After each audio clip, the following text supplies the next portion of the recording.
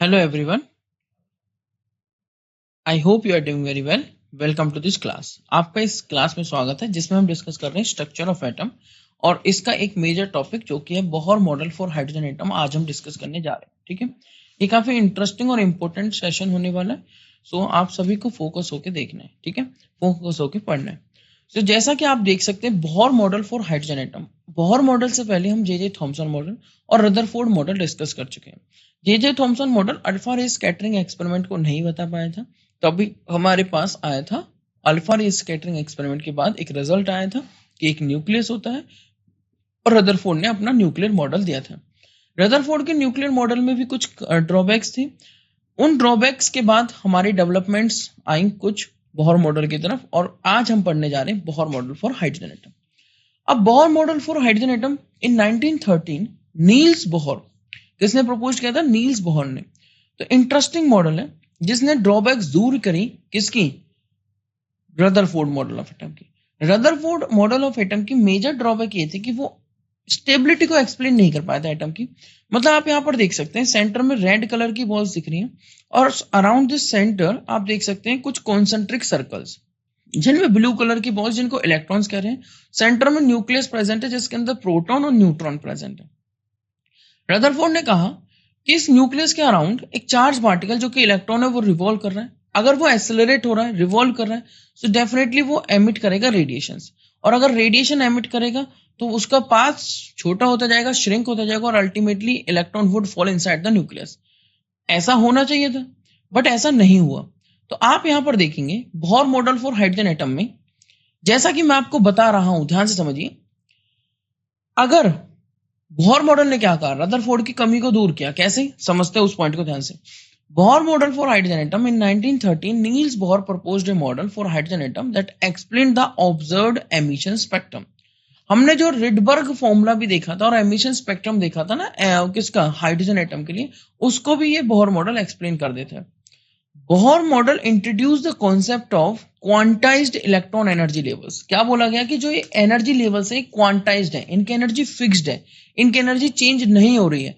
और ऐसा नहीं कि इलेक्ट्रॉन किसी भी ऑर्बिट में रिवॉल्व कर लेगा, इलेक्ट्रॉन सिर्फ उसी ऑर्बिट में रिवॉल्व करेगा जिसकी एनर्जी फिक्स्ड है। So Bohr model introduce the concept of quantised electron energy levels and angular momentum for uni electronic species, not for every species. Multi electron species के लिए ये भी वैलिड नहीं था, ये सिर्फ वैलिड था यूनी इलेक्ट्रॉन स्पीसीज के लिए, जैसे He positive, Li2 positive etcetera.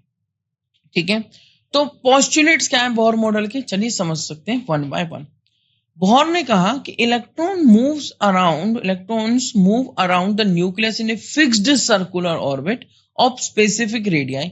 अब क्योंकि वो ऑर्बिट जो सर्कुलर ऑर्बिट है उसकी रेडियाई फिक्स्ड है और फिक्स्ड सर्कुलर ऑर्बिट है, उसकी एनर्जी भी फिक्स्ड रहेगी, उसको हम कहेंगे स्टेशनरी स्टेट या फिर एनर्जी लेवल्स। ठीक है, फिक्स्ड एनर्जी लेवल्स, और उन्हीं में इलेक्ट्रॉन्स रिवॉल्व करेगा, उनके अलावा किसी और में नहीं करेगा। So electrons move around the nucleus in fixed circular orbits of specific radii called stationary states or energy levels. The energy of an electron in a stationary state is constant and does not change over time. मैं repeat करता हूं, the energy of an electron in a stationary state, उस circular orbit में, उस energy level में जिसमें electron revolve कर रहा है, जिसकी एनर्जी फिक्स्ड है, जिसकी रेडियाई फिक्स्ड है, उस फिक्स्ड सर्कुलर ऑर्बिट में इलेक्ट्रॉन की जो एनर्जी है वो कांस्टेंट है and does not change over time. ये इंटरेस्टिंग पॉइंट है। बोहर ने ये बात बताई थी और रदरफोर्ड इस बात को नहीं बता पाया था, यही तो रदरफोर्ड की ड्रॉबैक थी। तो अगर इलेक्ट्रॉन उस स्टेशनरी ऑर्बिट में जिसकी रेडियाई फिक्स्ड है, अगर बोहर उसमें रिवॉल्व कर रहा है, तो डेफिनेटली अगर बोहर उसमें रिवॉल्व कर रहा है तो एनर्जी ऑफ एन इलेक्ट्रॉन उस केस में फिक्स्ड रहेगी, does not change over time. The frequency मतलब nu of the radiation absorbed और एमिटेड, अगर इलेक्ट्रॉन उसमें रहते हुए, उस फिक्स्ड सर्कुलर ऑर्बिट में रहते हुए कोई एनर्जी को एब्जॉर्ब करता है, किसी फ्रीक्वेंसी ऑफ रेडिएशन को एब्जॉर्ब करता है या एमिट करता है, when transition occurs between two stationary states, तो ट्रांजिशन हो जाती है। वो हो सकता है कि लोअर एनर्जी स्टेट से हायर में चले जाए एब्जॉर्ब करके, और हायर से लोअर में आ जाए एमिट करके। बिटवीन टू स्टेशनरी स्टेट्स अगर ट्रांजिशन हो रहा है, so there is a difference in energy जिसको हम कहेंगे delta E. Delta is given by energy या तो एब्जॉर्ब हो रही है या एमिट हो रही है. So delta is emitted energy भी हो सकती है और एब्जॉर्ब एनर्जी भी हो सकती है, डिपेंड कराएगा लोअर टू हायर जा रहे हैं या हायर टू लोअर आ रहे हैं. So delta E is equal to H nu. यहां से न्यू क्या हो जाता है, डेल्टा ई अपॉन एच, और डेल्टा ई क्या है, E2 minus E1 by H, where E1 and E2 are the energies of the lower and higher allowed energy states. जो allowed energy state है ना, सिर्फ उन्हीं में इलेक्ट्रॉन्स रिवॉल्व करेगा. So E1 and E2 are the energies of the lower and higher allowed energy state respectively. This expression is commonly known as Bohr frequency rule. क्या कह सकते हैं इसे हम, Bohr frequency rule. Interesting. The next interesting postulate of Bohr is the angular momentum of an electron in a stationary state. अगर मैंने क्या कहा था, बोहर ने एनर्जी और एंगुलर मोमेंटम को क्वांटाइज्ड बताया, तो उन्होंने क्या कहा, जो एंगुलर मोमेंटम होता है MVR of an electron in a stationary state is quantized. मैं रिपीट करता हूं, the angular momentum of an electron in a stationary state is quantized and is given by the equation MVR is equal to NH by 2 pi. मतलब integral multiple of H by 2 pi. एक तरह से constant ही हो गया, quantized ही हो गया. N की value very करेगी 1, 2, 3, 4 and so on. Repeating this point, the angular momentum जो कि होता है MVR of an electron, मतलब angular momentum of an electron in a stationary state is quantized, मतलब MVR is equal to NH by 2 pi, जहां पर N की value है 1, 2, 3, 4 and so on, where ME लिखा हुआ है, तो मतलब ये है मास ऑफ इलेक्ट्रॉन. आप सिंपल MVR भी लिख सकते हैं. V velocity, R radius of orbit, N integer जिसको हम कहते हैं principal quantum number, H Planck's constant. तो M आपका हो गया मास ऑफ इलेक्ट्रॉन, V आपकी होगी वेलोसिटी, R आपका हो गया रेडियस ऑफ ऑर्बिट, N हो गया integer and called the principal quantum number, and H आपका है प्लैंक्स कांस्टेंट. अभी प्रिंसिपल क्वांटम नंबर क्या है, क्वांटम नंबर्स भी हम डिस्कस करेंगे, काफी इंटरेस्टिंग पॉइंट है, ठीक है.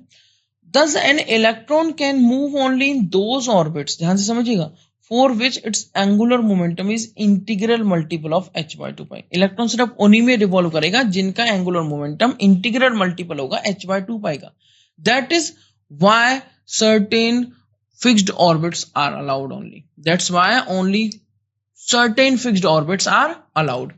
So MVR is equal to NH by 2 pi. For N is equal to 1, MVR की वैल्यू हो जाएगी 1H by 2 pi, मतलब simply you can right H by 2 pi. For N is equal to 2, MVR is equal to 2H by 2 pi, simply you can write H by pi. ठीक है. सो जिनका angular momentum इनमें से होगा, सिर्फ उन्हीं में इलेक्ट्रॉन्स रिवॉल्व करेगा. According to Bohr theory for hydrogen atom, according to Bohr's theory for hydrogen atom, the stationary states for electrons are numbered. N is equal to 1, 2, 3, 4 and so on. या फिर आप उनको K, L, M, N से भी designate कर सकते हैं. These integral numbers are known as principal quantum numbers. इन्हीं को हम क्या कहते हैं, principal quantum numbers. quantum numbers हम डिस्कस करेंगे और मैं आपको बताऊंगा कि quantum numbers एक्चुअली किस तरीके से किसी इलेक्ट्रॉन का पोस्टल एड्रेस डिसाइड करते हैं. द रेडियाई, चलिए अभी पॉइंट पे आते हैं.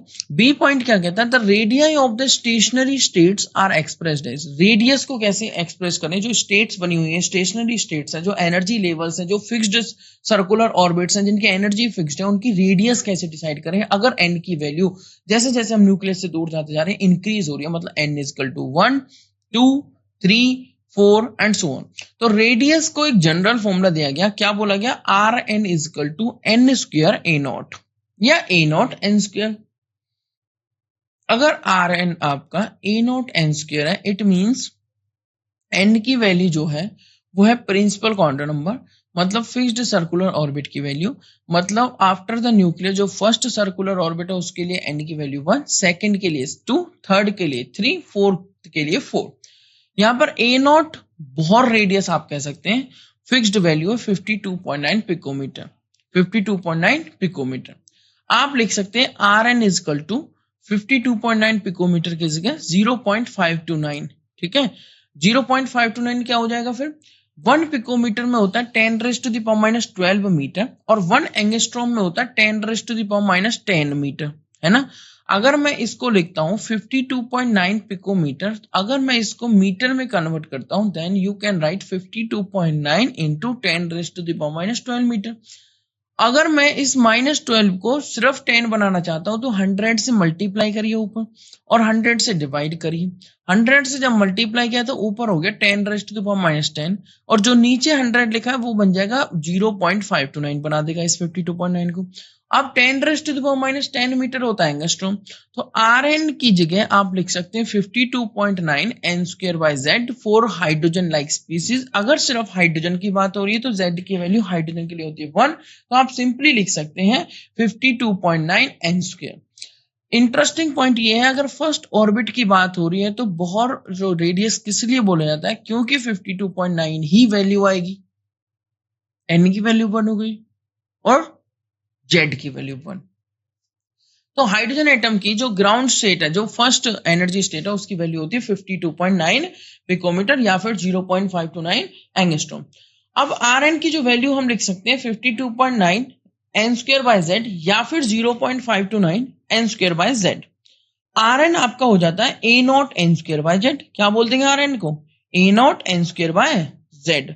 ये Z क्यों लगाया गया, फॉर हाइड्रोजन लाइक स्पीसीज जिनका एटॉमिक नंबर चेंज होता है but number of electrons will B same, because iso electronic species की हम बात करेंगे। हाइड्रोजन लाइक स्पीसीज का मतलब तो यही होगा क्योंकि उनमें नंबर ऑफ इलेक्ट्रॉन्स क्या रहेंगे, सेम रहेंगे। अगर मैं नेक्स्ट पोस्टुलेट में मूव करूं तो radius of the first stationary state called the Bohr orbit, Bohr radius is 52.9 picometre for hydrogen atom. The radius of the first stationary state हो जाएगी आपकी 52.9 पिकोमीटर। Rn क्या होता है, A0 n²। Normally the electron in the hydrogen atom is found in this orbit, मतलब normally जो electron मिलता है वो ग्राउंड स्टेट में मिलता है, फर्स्ट एनर्जी स्टेट, जिसके लिए n की वैल्यू 1 होती है, ठीक है। स्मॉल n की वैल्यू मतलब प्रिंसिपल क्वांटम नंबर की वैल्यू, और A0 n² का मतलब हो गया n की वैल्यू 1, Z की वैल्यू 1 ही है, किसके लिए, हाइड्रोजन के लिए, तो 52.9 पिकोमीटर आ जाता है R1। As n increases the value of R will increase। भाई n² के डायरेक्टली प्रोपोर्शनल है, अगर n इंक्रीज करेगा तो रेडियस भी इंक्रीज करेगी। इन other words the electron will be present away from the nucleus. अब आप यहां पर देख सकते हैं जैसे जैसे n की वैल्यू इंक्रीज हो रही है रेडियस की वैल्यू भी इंक्रीज हो रही है। In other words electrons present होगा away from the nucleus. According to Bohr model, the energy of an electron in a stationary state is given by this equation। क्या इक्वेशन है, En is equal to minus RH 1/n²। RH क्या होता है आपका, Rydberg constant, और n की value 1 2 3 4 so on, where En is the energy in joules। ध्यान रखना जब ये फॉर्मूला लगाना है तो एनर्जी की जो वैल्यू आएगी वो किस में आएगी, जूल्स में। RH की वैल्यू होती है, मैं बताऊंगा, रिडबर्ग कांस्टेंट होता है, और n is the principal quantum number. The Rydberg constant value is equal to 2.18 into 10⁻⁻18 joule, ठीक है। 2.18 into 10⁻⁻18 जूल। तो En का जो फॉर्मूला है, हम किसी भी एनर्जी स्टेट में जो इलेक्ट्रॉन प्रेजेंट है उसकी एनर्जी कैसे निकाल सकते हैं, with the formula, with the help of this formula, En is equal to minus RH 1/n²। Bohr theory can also be applied to the ions containing only one electron, मतलब single electron species के लिए valid है, multi electron species के लिए valid नहीं है। सो Bohr's theory can also be applied to the ions containing only one electron, similar to that present in hydrogen atom. For example, He positive, Li2 positive, Be3 positive and so on। मतलब ये single electron species के लिए valid है, multi electron species के लिए valid नहीं है। The energies of the stationary states associated with these kinds of ions also known as hydrogen like species, जिनका एटॉमिक नंबर तो चेंज हो but number of electron same हो, मतलब उनको कहते हैं हम हाइड्रोजन लाइक स्पीसीज, या फिर आप कह सकते हैं isoelectronic species. Are given by the expression. अब उस केस में एनर्जी कैसे चेंज हो, तो आप यहां पर देखेंगे पहले फॉर्मूला था minus R H into 1/n²।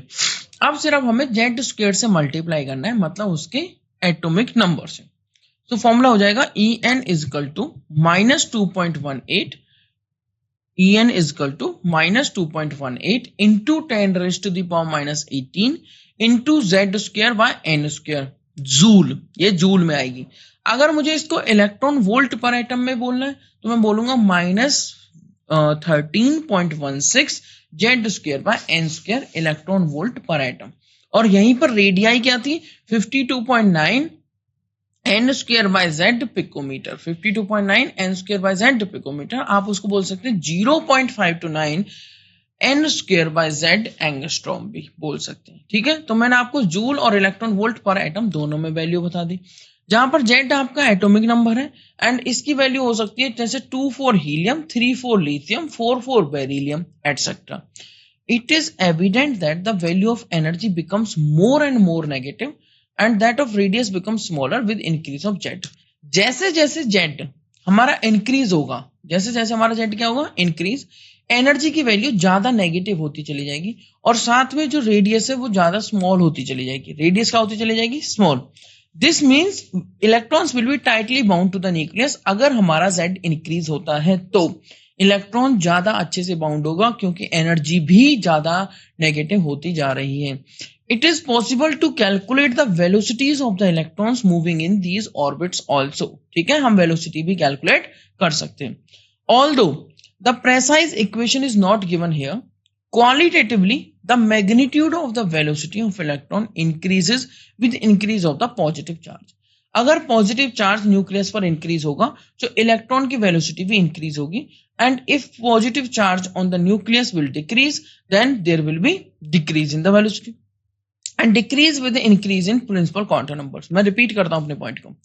Qualitatively क्या बोला गया, मैग्नीट्यूड ऑफ वेलोसिटी, किसका मैग्नीट्यूड, इलेक्ट्रॉन की जो वेलोसिटी है जब इलेक्ट्रॉन रिवॉल्व कर रहा है। ठीक है, इलेक्ट्रॉन क्या कर रहा है रिवॉल्व, इंक्रीज करेगी with increase in positive charge on the nucleus. अगर न्यूक्लियस पर पॉजिटिव चार्ज इंक्रीज होगा और डिक्रीज करेगी with increase in principal quantum number. अगर हमारा principal quantum number value of N increase करता है तो वेलोसिटी डिक्रीज करेगी, अगर पॉजिटिव चार्ज इंक्रीज करता है तो वेलोसिटी इंक्रीज करेगी। ठीक है, ये इंपॉर्टेंट पॉइंट्स मैंने आपको बताए हैं।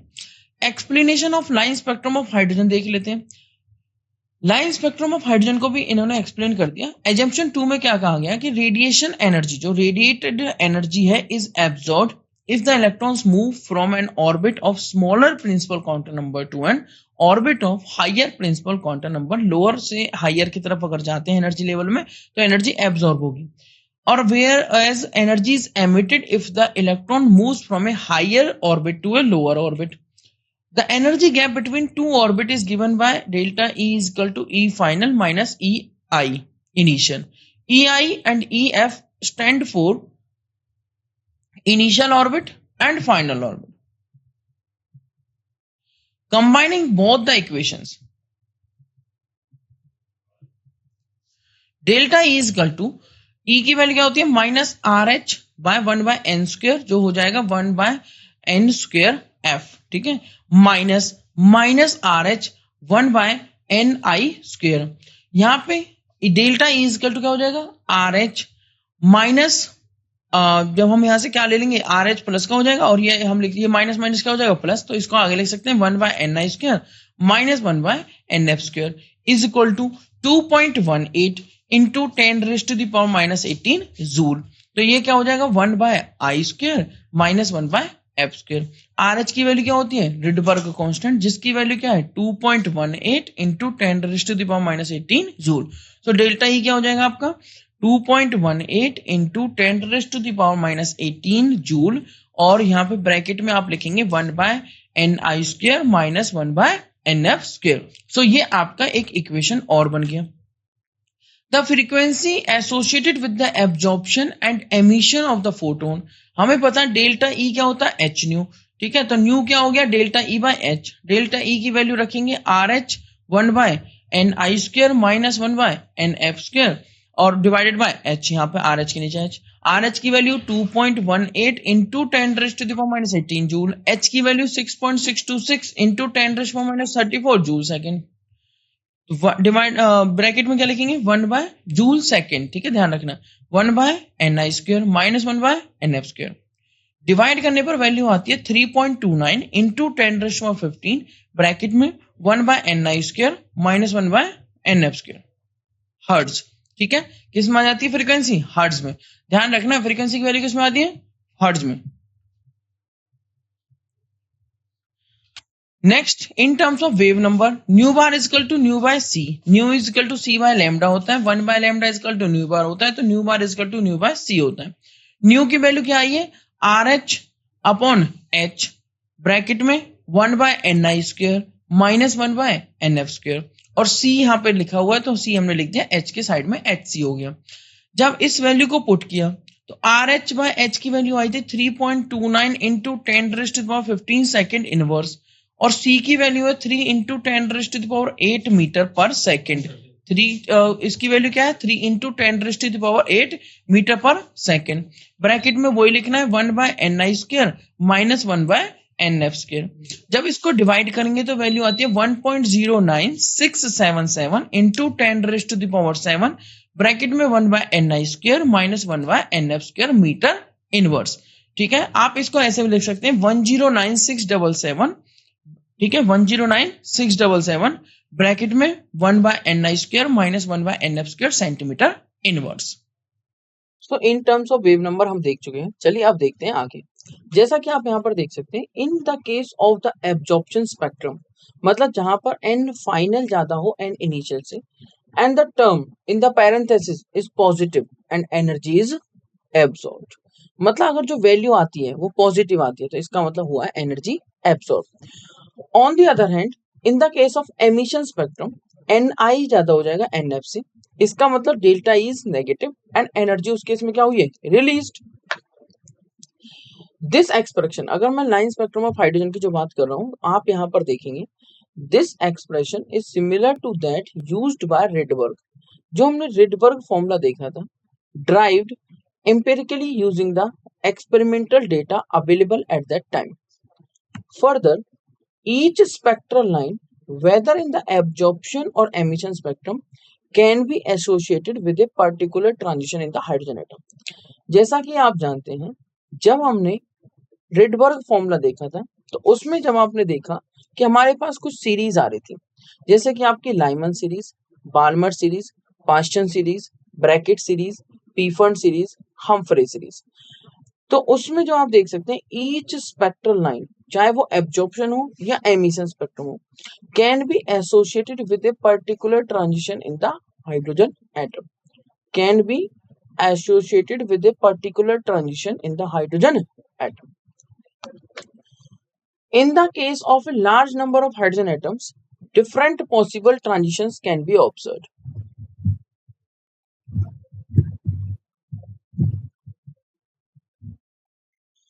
In the case of large number of hydrogen atoms, मैं क्या कहना चाहता हूँ, अगर हमारे पास बहुत सारे हाइड्रोजन एटम्स हैं तो डिफरेंट पॉसिबल ट्रांजिशंस होंगे। भाई एक हाइड्रोजन एटम्स के लिए इतनी सारी ट्रांजिशन हो जाती है, तो डिफरेंट मल्टीपल हाइड्रोजन एटम्स के लिए तो different possible transitions can be observed and thus leading to a large number of spectral lines.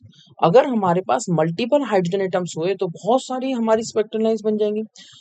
The brightness of spectral lines depends on the number of photons. मैं क्या कहना चाहता हूँ, the brightness of spectral lines या intensity of spectral lines depends on the number of photons of the same wavelength or frequency absorbed or emitted. Clear?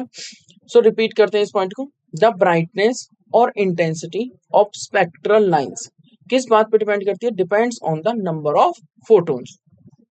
जब आपको पता है ये formula E is equal to h nu, ठीक है।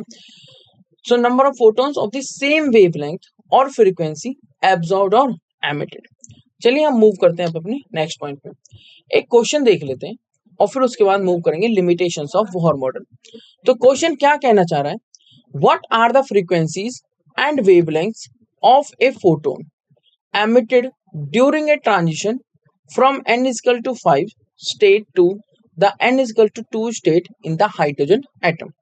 मैं repeat करता हूं अपना क्वेश्चन, इजी क्वेश्चन एकदम। What are the frequency and wavelength of a photon emitted during a transition from n is equal to 5 से n इज इक्वल टू 2। अब एक सीरीज बन रही है, n इज इक्वल टू 5 से n इज इक्वल टू 2 आ रहा है, हमें पता नहीं है उसकी फ्रीक्वेंसी। फ्रीक्वेंसी बताने के लिए आपको पता होनी चाहिए पहले एनर्जी, क्योंकि एनर्जी का फॉर्मूला होता है एच न्यू, तो आप एनर्जी निकाल सकते हैं। और अगर आपको फ्रीक्वेंसी पता लग जाती है तो आप वेवलेंथ निकाल सकते हैं, क्योंकि फोटोन की जो स्पीड है वो हम लाइट की स्पीड लेके चलेंगे, मतलब 3 इंटू 10⁸ मीटर पर सेकेंड। अब आप एक चीज सोचिए, अगर मैं रिडबर्ग फॉर्मूले पे आता हूँ और लाइन स्पेक्ट्रम ऑफ हाइड्रोजन देखता हूँ, तो आप उसमें देखेंगे रिडबर्ग फॉर्मूले में ये कौन सी सीरीज की जो लाइन है, ये कौन सी सीरीज की जो ट्रांजिशन है कौन सी सीरीज में लाई करती है। क्योंकि ट्रांजिशन की जो लोअर लेवल है वो है 2, मतलब वो अपर लेवल 5 से आ रहा है लोअर लेवल 2 पे। अगर n इज इक्वल टू 5 से n इज इक्वल टू 2 पे आ रहा है ट्रांजिशन, इसका मतलब ये हुआ कि वो कौन सी सीरीज हुई, बाल्मर सीरीज। क्योंकि जो लाइमन सीरीज है उसके लिए n की वैल्यू, n1 की वैल्यू आप कह सकते हैं 1 होती है, बट बाल्मर सीरीज के लिए n1 की वैल्यू 2 होती है। अगर हम बाल्मर सीरीज की बात करें तो ये बाल्मर सीरीज हो गई। अब आ कहां से रही है, फिफ्थ लेवल से। फिफ्थ लेवल से सेकंड लेवल पर आ रही है, कौन सी सीरीज है, बाल्मर सीरीज। डेफिनेटली अगर मैं बात करूं तो इसकी फ्रीक्वेंसी और वेवलेंथ किस पर्टिकुलर रीजन में होंगी, विजिबल रीजन में, और हमें ये विजिबल होंगी, हमें क्या होंगी, विजिबल। चलिए देख लेते हैं।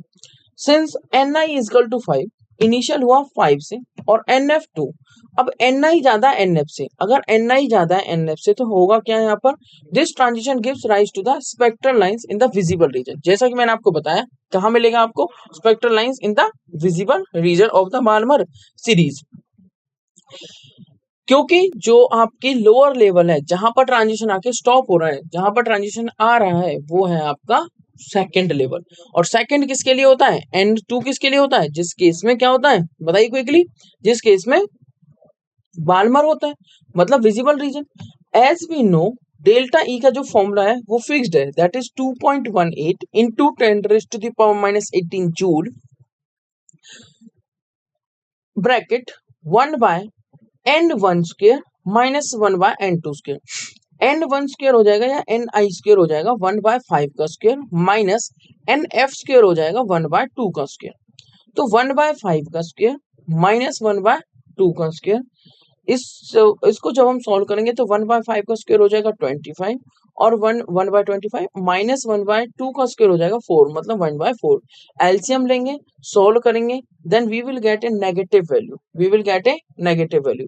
नेगेटिव क्यों, क्योंकि जब आप इसका एलसीएम लेंगे 1/25 माइनस 1/4 का, तो जो वैल्यू आनी है वो आनी है नेगेटिव, और इस नेगेटिव जो स्क्वायर ब्रैकेट के अंदर जो वैल्यू लिखी है वो आएगी नेगेटिव। नेगेटिव वैल्यू आने की वजह से जब आप उसे 2.18 इंटू 10⁻18 जूल से मल्टीप्लाई करेंगे, सो डेल्टा ई की भी वैल्यू आ जाती है नेगेटिव। इसका मतलब एनर्जी रिलीज हुई है। यही पॉइंट मैंने आपको यहाँ पर बताया था। आप यहाँ पर देख सकते हैं, जैसा कि मैंने यहाँ पर बताया, on the other hand in the case of emission spectrum, अगर एमिशन स्पेक्ट्रम है, अगर क्या है एमिशन स्पेक्ट्रम, सो ni क्या है, ज्यादा है किससे, nf से। अगर ni ज्यादा है nf से, सो डेल्टा ई क्या होगा, नेगेटिव।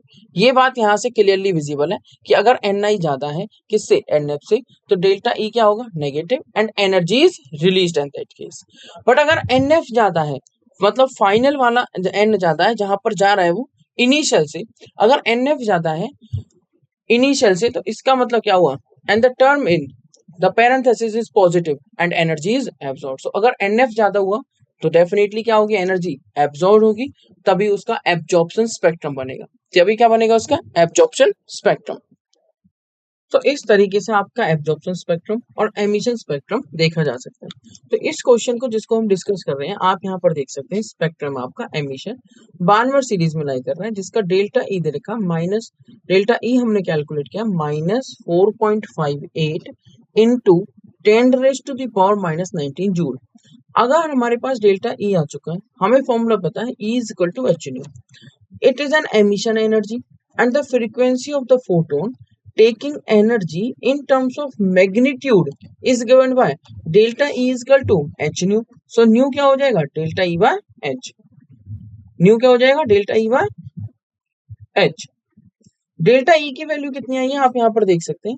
डेल्टा ई की वैल्यू आई है 4.58 इंटू 10⁻⁻19 जूल। ठीक है, अब यहाँ पर हमने वो वैल्यू पुट करी और डिवाइडेड बाय किया एच की वैल्यू से, जो कितना हमारा 6.626 इंटू 10⁻⁻34 जूल सेकेंड। जैसा कि मैंने यहाँ पर दिखाया आपको, the frequency of the photon taking energy in terms of magnitude only, हमें सिर्फ एनर्जी मैग्नीट्यूड में लेनी है, हमें एनर्जी का साइन यूज नहीं करना है। ठीक है, सिर्फ मैग्नीट्यूड लेके हम यहाँ पे कैलकुलेशन करेंगे। न्यू आ जाएगा आपका डेल्टा ई बाय एच, और अगर न्यू आता है आपका डेल्टा ई बाय एच, तो डेल्टा ई की वैल्यू कितनी 4.58 into 10⁻⁻19 divided by H 6.626 into 10⁻⁻34 joule second. इसको सॉल्व करने पे न्यू की वैल्यू आ जाती है 6.91 इंटू 10⁻14 हर्ट्ज। अगर आपके पास डेल्टा ई आ चुका है, आपने न्यू कैलकुलेट कर लिया, फॉर्मूला एक होता है new is equal to c by lambda, मतलब lambda is equal to c by new. सी की वैल्यू क्या है 3 into 10⁻8 metre per second. New की वैल्यू क्या है 6.91 इंटू 10⁻14 हर्ट्ज। ये यूनिट, ये आई है न्यू की वैल्यू। जब हमने इन वैल्यूज को यहाँ पर पुट किया इस फॉर्मूले में, जो कि है lambda is equal to c by nu, so ये बन जाता है 3 into 10⁻8 metre per second divided by 6 into 91 into 10⁻14 hertz. जब हम इसे सॉल्व करते हैं तो ये वैल्यू आती है 434 नैनोमीटर। मैंने जैसे कि आपको बताया था, क्योंकि ट्रांजिशन हो रही है फिफ्थ लेवल से सेकंड लेवल पर, जो ये बालमर रीजन में लाई करता है, और बालमर रीजन का मतलब, बालमर सीरीज का मतलब है विजिबल रीजन, और विजिबल रीजन की वेवलेंथ होती है 400 नैनोमीटर से लेके 800 नैनोमीटर तक अप्रोक्स। तो ये 430 नैनोमीटर है, इसका मतलब कौन से रीजन में लाई कर रहा है, विजिबल रीजन।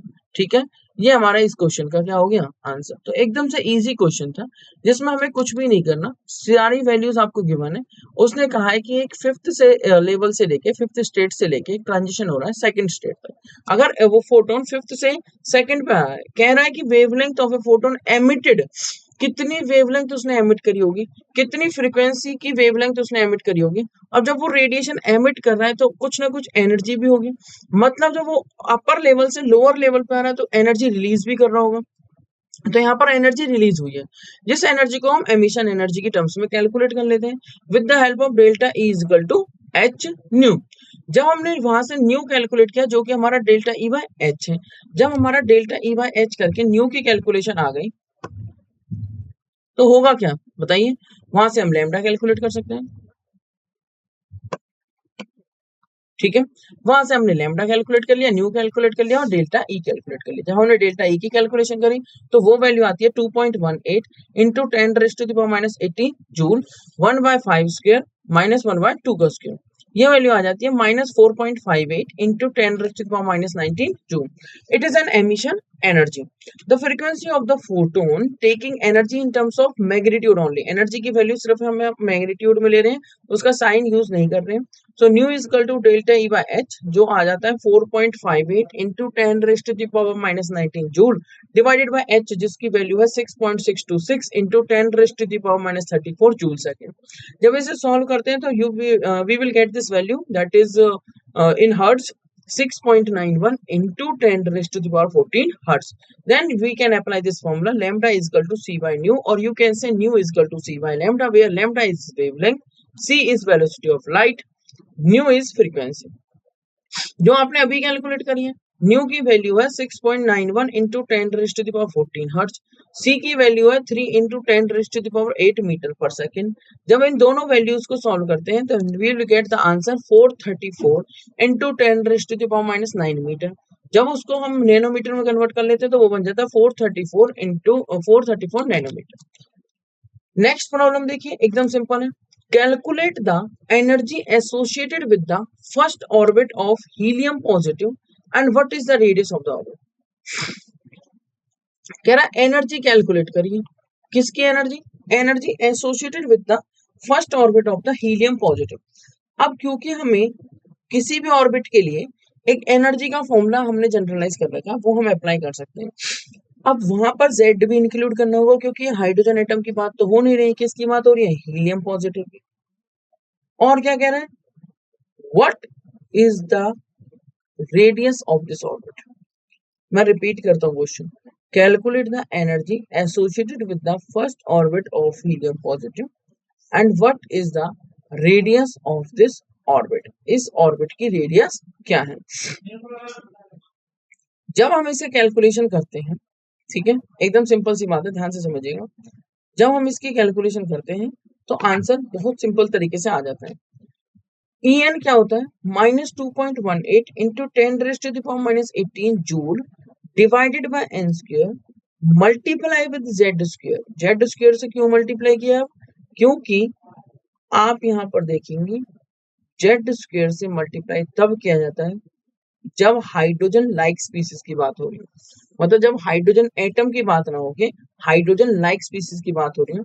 अच्छा, ये फॉर्मूला भी सिर्फ हाइड्रोजन लाइक स्पीसीज के लिए वैलिड है, हाइड्रोजन एटम और हाइड्रोजन लाइक स्पीसीज, ठीक है। तो यहाँ पर जो आंसर आता है वो आता है, मैं आपको पुट करके बताऊंगा वैल्यूज।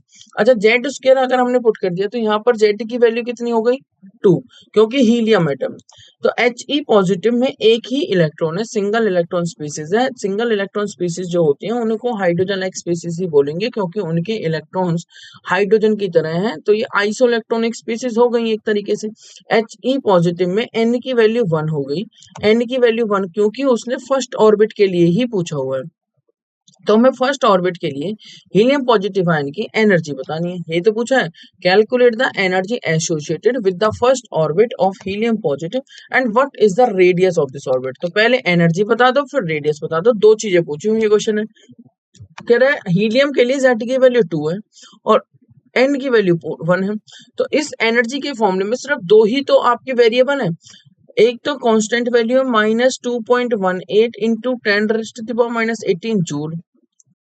तो हीलियम पॉजिटिव आयन के लिए n की वैल्यू 1 है, ठीक है, यहाँ पर n की वैल्यू पुट करेंगे और z की वैल्यू 2 होती है। तो En जब आप अप्लाई करेंगे n की वैल्यू 1, मतलब फर्स्ट ऑर्बिट की एनर्जी आप कैलकुलेट कर रहे हैं हीलियम आयन के लिए, ठीक है, फर्स्ट ऑर्बिट के लिए कितनी एनर्जी एसोसिएटेड है।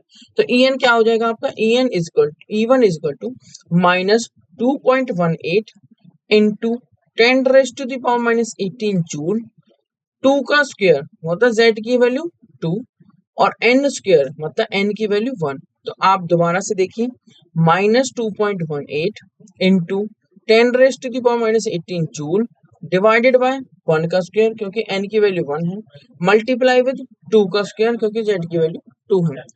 2 2 जा हो जाता है 4, 1 का स्क्वायर 1, तो 1 का तो कोई मतलब ही नहीं रहा डिनोमिनेटर में। 4 से जब इस वैल्यू को मल्टीप्लाई करते हैं definitely we will get -8.72 and हमें यहाँ पर वैल्यू जो है वो यही रहेगी, पावर्स में जो वैल्यू है 10⁻⁻18 जूल। तो यहाँ पर एक E1 की वैल्यू आ चुकी है कि एनर्जी कितनी एसोसिएटेड है फर्स्ट ऑर्बिट के साथ हीलियम आयन के लिए। The radius of the orbit is given by this equation. So पहले मैं एनर्जी की वैल्यू आपको बताऊं तो वो होगी -8.72 into 10⁻⁻18 joule. The radius of the orbit is given by equation. Radius का जो फॉर्मूला होता है वो क्या होता है, 0.0529 nanometre into N square by Z, या फिर आप लिख सकते हैं 52.9 picometre, 52.9 picometre into N square by Z, ठीक है, into N square by Z. जब आप ये वैल्यूज रखते हैं तो आप इस फॉर्मूले में आप देखेंगे फिर से दो ही वेरिएबल हैं जो कि हमारे पास हैं ऑलरेडी, क्योंकि हमारा जो हीलियम पॉजिटिव आयन है उसमें पूछा हुआ है फर्स्ट ऑर्बिट की रेडियस, मतलब n की वैल्यू तो 1 हो गई और हीलियम पॉजिटिव आयन के लिए z वैल्यू इज फिक्स्ड, मतलब एटॉमिक नंबर इज 2। तो जब हमने R1 कैलकुलेट किया तो 0.0529, जहां पर n स्क्वायर बाय z है तो n की वैल्यू तो हो जाती है 1 और z की वैल्यू हो जाती है 2। z तो स्क्वायर में नहीं है तो सिंपली 2 लिख दिया और n स्क्वायर में तो 1 का स्क्वायर लिख दिया। 1 का स्क्वायर होता है कितना, 1, 1 का स्क्वायर कितना होता है। तो जब हमने इसको सॉल्व किया 0.0529 नैनोमीटर इंटू 1 का स्क्वायर डिवाइडेड बाय 2, तो ये वैल्यू आती है 0.02645 नैनोमीटर, ठीक है, इस तरीके से आप उस क्वेश्चन का सॉल्यूशन कर सकते हैं। तो इस क्वेश्चन में दो ही चीजें पूछी गई थी, एनर्जी और रेडियस। तो एनर्जी की वैल्यू आई है E1 की -8.72 इंटू 10⁻⁻18 जूल एंड R1 की वैल्यू आई है 0.02645 नैनोमीटर। ये किसके लिए है? This is the energy associated with the first orbit of helium positive ion and also this is the radius of this orbit। Radius कौन से ऑर्बिट की? फर्स्ट ऑर्बिट की। किसकी? हीलियम पॉजिटिव आयन की। तो अब हम मूव करते हैं limitation of Bohr model. In Bohr model of the hydrogen atom, he was unable to account for the finer details। Bohr model ना फाइनल लाइंस को एक्सप्लेन नहीं कर पाया था, फाइनल डिटेल्स को एक्सप्लेन नहीं कर पाया था। मतलब वो डबलेट को नहीं बता पाया था, वो ट्रिपलेट को नहीं बता पाया था, वो नहीं बता पाया था जो दो क्लोजली स्पेस लाइन होती हैं उनको हम डबलेट कहते हैं। और डबलेट के बारे में उसने कोई भी पॉइंट नहीं बोला, कोई भी बात नहीं करी। So in Bohr model of the hydrogen atom, he was unable to account for the finer details, मतलब doublet, that is two closely spaced lines of the hydrogen atom spectrum observed by using sophisticated spectroscopic techniques। तो एक spectroscopic techniques का use करके जो हमने hydrogen atom spectrum observe किया, उसमें हमने कुछ फाइन लाइंस भी देखी, splitting of spectral lines under the influence of electric field, magnetic field, ये भी देखी, जिनको हमें बोहर मॉडल एक्सप्लेन नहीं कर पाए इन फाइन लाइंस को। This model was also unable to explain the spectrum of atoms other than hydrogen. मतलब ये हुआ कि ये जो बोहर मॉडल है ये सिर्फ सिंगल इलेक्ट्रॉन स्पीसीज के लिए वैलिड था, मतलब मल्टी इलेक्ट्रॉन स्पीसीज के लिए ये वैलिड नहीं था। For example helium atom which possesses only 2 electrons, उसके लिए भी Bohr model of atom spectrum को एक्सप्लेन नहीं कर पाया था। So it was able to explain the spectrum of hydrogen atom या फिर single electron species. Bohr theory was also unable to explain the splitting of spectral lines in the presence of magnetic field or an electric field। मैंने बताया ना, splitting of spectral lines in the presence of magnetic field, Zeeman effect जिसको हम कह देते हैं, और splitting of spectral lines under the influence of electric field जिसको हम Stark effect कह देते हैं। इन बातों को भी Bohr theory explain नहीं कर पाई। In addition, Bohr model could not explain the ability of atoms to form molecules। In addition, Bohr model could not explain the ability of atoms to form molecules by chemical bonds। भाई atoms जो होते हैं वो combine होते हैं molecule बनाने के लिए, केमिकल बॉन्ड उनके बीच में एग्जिस्ट करते हैं, तो वो बोहर मॉडल इन बातों को एक्सप्लेन नहीं कर पाया। This lead to the development of a better theory. तो बोहर मॉडल के बाद एक अच्छी थ्योरी आई जिसको हम पढ़ते हैं क्वांटम मैकेनिकल मॉडल में, which is known as quantum mechanics, that could explain the silent features of the structure of complex ions। और उसमें हम क्या पढ़ते हैं? उसमें हम पढ़ते हैं क्वांटम थ्योरी। क्या हम पढ़ते हैं? Quantum theory. ठीक है, सो ये कुछ लिमिटेशंस थी बोहर मॉडल की। मैं एक बार क्विकली रिकॉल कर देता हूँ इन लिमिटेशंस को, फिर क्विकली रिकॉल कर देते हैं आज के सेशन में हमने क्या पढ़ा है। ठीक है एवरीवन, सो बोहर मॉडल क्या क्या एक्सप्लेन नहीं कर पाया? वो फाइन डिटेल्स को एक्सप्लेन नहीं कर पाया, जो स्पेक्ट्रम में फाइन लाइंस बनती हैं, जैसे डबलेट बन गया, that is two closely spaced line, उनको ऑब्जर्व नहीं कर पाया। ठीक है, उनको एक्सप्लेन नहीं कर पाया। And also this model was also unable to explain the spectrum of atoms other than hydrogen atom। मतलब ये सिंगल इलेक्ट्रॉन स्पीसीज के लिए तो वैलिड था, बट मल्टी इलेक्ट्रॉन स्पीसीज के स्पेक्ट्रम को एक्सप्लेन नहीं कर पाया। इवन फॉर हीलियम एटम भी ये स्पेक्ट्रम को एक्सप्लेन नहीं कर पाया, which possesses only 2 electrons।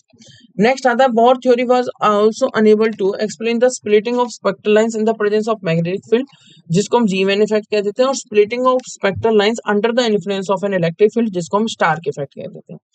In addition, Bohr model could not explain the ability of atoms to form molecules by chemical bonds, and this lead to the development of a better theory which is known as quantum mechanics, that could explain the silent feature of the structure of the complex atoms। जो quantum mechanics है, जो quantum theory है, जिसमें हम Schrödinger equations देखेंगे, ठीक है, और हाइड्रोजन एटम का सॉल्यूशन करेंगे, तो वो क्या एक्सप्लेन कर सकती है? which could explain the silent feature of the structure of complex atoms। okay, so this is all about the today's class। तो इस क्लास में हमने क्या क्या कवर किया है? मेजरली इस क्लास में हमने देखा Bohr model of hydrogen atom, हमने बोहर मॉडल के through line spectrum of hydrogen को भी एक्सप्लेन किया, और फिर हमने देखी लिमिटेशन ऑफ बोहर मॉडल। तो ये पर्टिकुलर सेशन किसके लिए था? मेजरली ये पर्टिकुलर सेशन सिर्फ बोहर के लिए था। बोहर मॉडल की काफी इंपॉर्टेंस है और इंपॉर्टेंट क्वेश्चंस यहाँ से पूछे जाते हैं। बोहर मॉडल के हमने कुछ पोस्टुलेट्स देखे। बोहर मॉडल ने रदरफोर्ड मॉडल को किस तरीके से ओवरकम किया, किस तरीके से रदरफोर्ड मॉडल की शॉर्टकमिंग्स दूर करी गई, और फिर बोहर मॉडल में क्या शॉर्टकमिंग्स हैं, क्या डिफेक्ट्स हैं, क्या लिमिटेशंस हैं, वो सारी बातें हमने कवर की। ठीक है everyone, so this is all about this today's class. Thank you very much.